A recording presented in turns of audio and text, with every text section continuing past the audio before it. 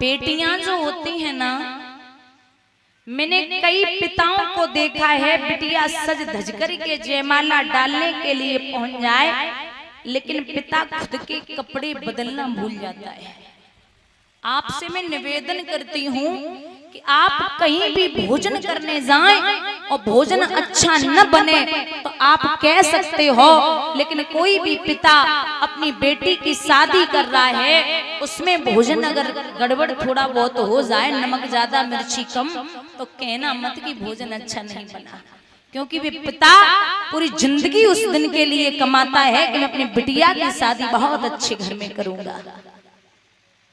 आप सोचना, बाप जो सामान देता है ना, उस सामान की प्रिंट छूट जाए, कर्जा लेके जो बाप सामान देता है उस सामान की प्रिंट छूट जाए, लेकिन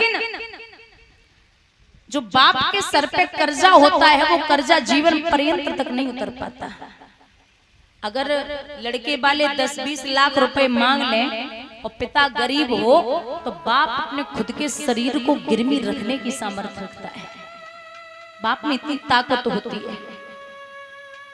पिता अपनी बेटी के लिए सब कुछ करने को तैयार होता है। और मैं हमेशा समझाती हूँ लोगों को कि आप बेटियों को इतना पढ़ाइए, इतना काबिल बनाइए जो दहेज देने की जरूरत न पड़े, और बेटों को इतना पढ़ाइए, इतना काबिल बनाइए जो दहेज लेने की जरूरत न पड़े। बोलिए गोविंद भगवान की।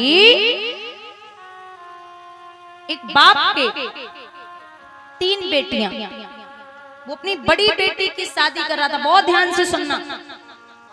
तो जो दामाद थे वो बारोठी पर उठ गए, बोले हमें 4 व्हीलर चाहिए, 4 पहिए की गाड़ी। बोले क्या पागल हो गए हो लाला, हमारी 20-25 हजार रुपए की नौकरी है, अगर मैं आपको दूंगा तो 2 बेटियां और हैं उनको भी देनी पड़ेगी। बोले कुछ भी करो लेकिन मुझे गाड़ी चाहिए, वरना बारात वापस ले जाऊंगा। जब ऐसा कहा तो बाप बेचारे ने पगड़ी उतारी और दामाद के चरणों पर रख दी। बोले एक बार निभा लो, आप पहले दामाद हो, मैं अपने बेटे के समान आपको मानता हूँ, आप निभा लो, लेकिन दामाद नहीं माना। बेचारे पिता ने यहाँ वहां से पैसे इकट्ठे किए, दामाद को गाड़ी दी। सुबह जब विदा करके लाए तो जो लड़का था उसके आगे एक रस्म थी कि जब शादी होके आती है तो पत्नी को मंदिर ले जाते हैं। अब खुद ही साहब गाड़ी चला रहे, बगल वाली सीट पे बिटिया बैठी, तो मंदिर जा रहे थे, गाड़ी बड़ी स्पीड में है, इतनी स्पीड में है, पत्नी बार बार रोक रही, महाराज धीरे चलिए, आपको इतनी चलानी नहीं आती, आराम से चलिए। लेकिन अब खुद के बाप को पैसा लगो होवे तब तो वे धीरे चले, खुद के बाप को तो लगो ना। मंदिर के पास पहुंचे, एक भिखारी मांगने वाले, एक भिखारी विकलांग थे, बैसाखियों का सहारा लेके जा रहे थे, सड़क पार कर रहे थे।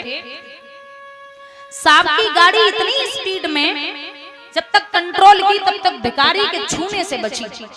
अब साहब ने अपनी गलती ना मानी, दांती को पीस के बोले क्यों रे, गाल में तार से तमाचा दिया, लंगड़ा तो है, अंधा भी हो चुका, इतनी बड़ी गाड़ी तुझे दिखाई नहीं दी, अगर तू मर जाता तो तेरे रोने वाले नहीं थे, और अगर ये गाड़ी टूट जाती तो हरजाना को तेरा बाप देता। अब बार बार हाथ जोड़ा, साहब गलती हो गई, माफ करना। ऐसे कैसे हो गई, तेरे जैसे लोग मर भी जाएंगे तो रोने के लिए कोई नहीं है, नई गाड़ी तोड़ने के लिए खड़ा था। पत्नी कहने लगी रहने दो ना, अरे महाराज गरीब है। पत्नी ने 100 रुपए निकाले और भिखारी को दे दिए। पति ने पत्नी का चेहरा देखा, बोले क्या कर रही है, अरे इसको 100 रुपए दे रही है, कैसे काम चलेगा, ये भिखारी है, तेरे जैसे लोगों ने भिखारियों का दिमाग खराब किए, चल पैसे वापस ले। पत्नी ने पति का चेहरा देखा, बोली जुबान संभाल के बात करिए। बोले क्यों, इसके तो पैर नहीं है, ये गरीब भी है, विकलांग है, मांग रहा है, और तुम्हारे तो पैरों सही सलामत है, घर से ठीक ठाक हो, तुम हमारे बाप से मंडप के नीचे बैठ के भीख मांग रहे थे, भीख में गाड़ी मांग रहे थे, तुम्हें शर्म नहीं आई?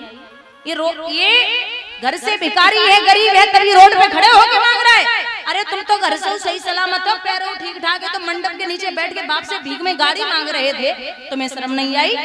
चाहे वो रोड का भिखारी हो, चाहे वो मंदिर के अंदर खड़ा होने वाला भिखारी हो, चाहे वो मंदिर के बाहर खड़ा होने वाला भिखारी हो, चाहे वो मंडप के नीचे बैठने वाला भिखारी हो, भिखारी सब क्वालिटी अलग अलग है। बोलिए गोविंद भगवान की। हमेशा याद रखिए, बाप बेटी को देता है तो इतनी अच्छे से बेटियां दे दी जिसने अपने कलेजे का टुकड़ा निकाल के आपको दे दिया। आप किसी से पेन मांगना, पेन वो पेन देने में हिचकिचाएगा। और यहाँ इतने पिता बैठे हैं जिन्होंने अपनी बेटियों को किसी और के हाथ में दे दिया। ये वही पिता है जो अपनी बिटिया को अकेले स्कूल नहीं जाने देते।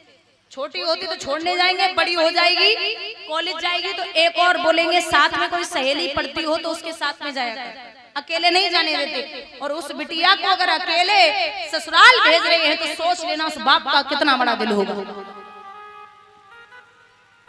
दहेज में एक लड़का शादी करके आया तो लोगों ने पूछा कि दहेज में क्या मिला, तो लड़का बोलता है कि एक बाप ने अपने कलेजे का टुकड़ा दे दिया, एक माँ ने अपनी गुड़िया दे दी, एक भाई ने अपनी बहन दे दी, एक बहन ने अपनी हमजोली दे दी, सखियों ने अपना खिलौना दे दिया, और हमें दहेज में क्या चाहिए?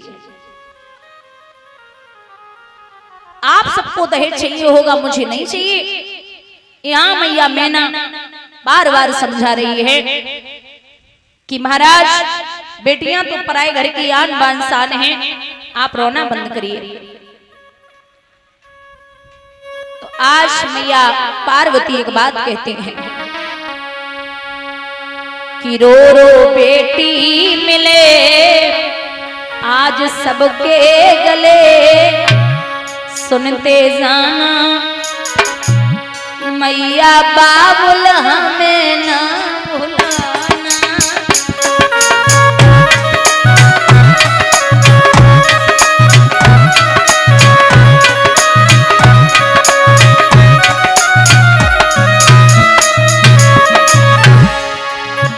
रो रो बेटी मिले आज सबके गले, सुनते जाना मैया बापू हमें ना भुलाना।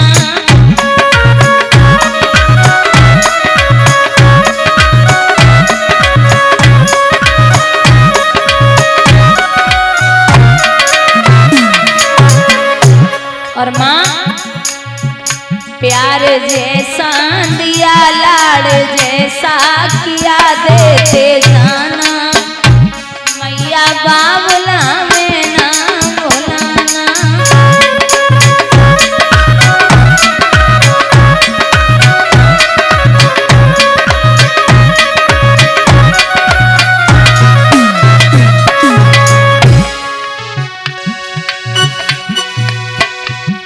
कहे पापा से रो रो लिपट के